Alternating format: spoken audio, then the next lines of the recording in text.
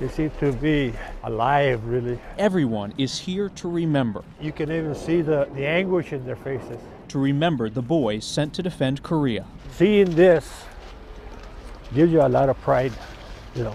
But only Charlie Baldonado actually remembers Joe. I think about how cold he must have been, you know. And it breaks a brother's heart. Oh, it's something else. It's been 64 years, and I still miss him. And to know he is the last person with real memories of Joe. I think about him, and I keep him alive that way.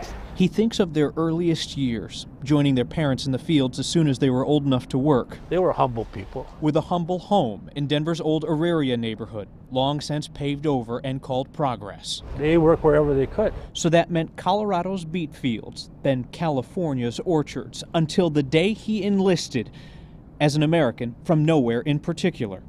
He went where his commander-in-chief sent him, the last place he would ever go. Corporal Joe Baldonado from the Korean War is still missing.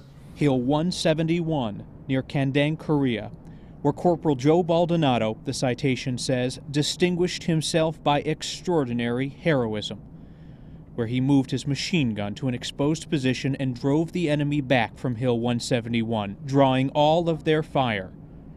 Joe won. As they retreated, they threw the grenade that killed him. The Army held that hill and buried Joe there in his parachute.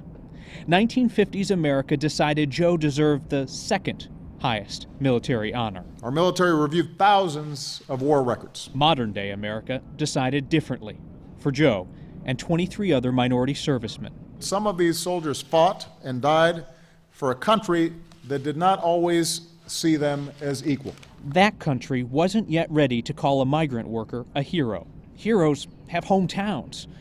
Joe would have if he had come back from Korea and stood where his brother stands for him today.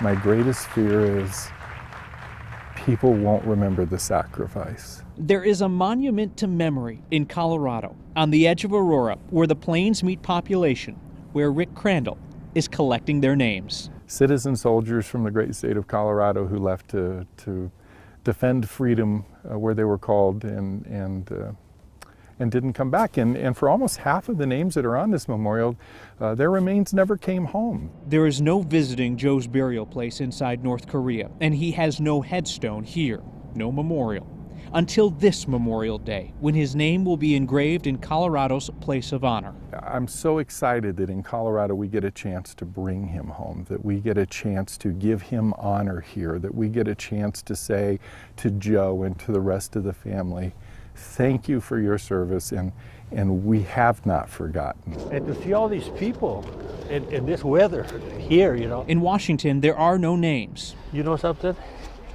I looked at that picture right there. That looks like him. No names, only faces. Look at the face right there. Look at the face right there. I'm sure that's not what they had intended. But I looked at it as I was talking to you, and it popped out on me. You know, it's funny. But, wow. I'm glad I came. I'm telling you. And he'll come to Colorado, point to the name, and he'll tell the story of Corporal Joe Baldonado, a story that only a brother really remembers. There'll be generations that'll come over and say his name, and they'll say his name, and he will never be forgotten because he's going to be there.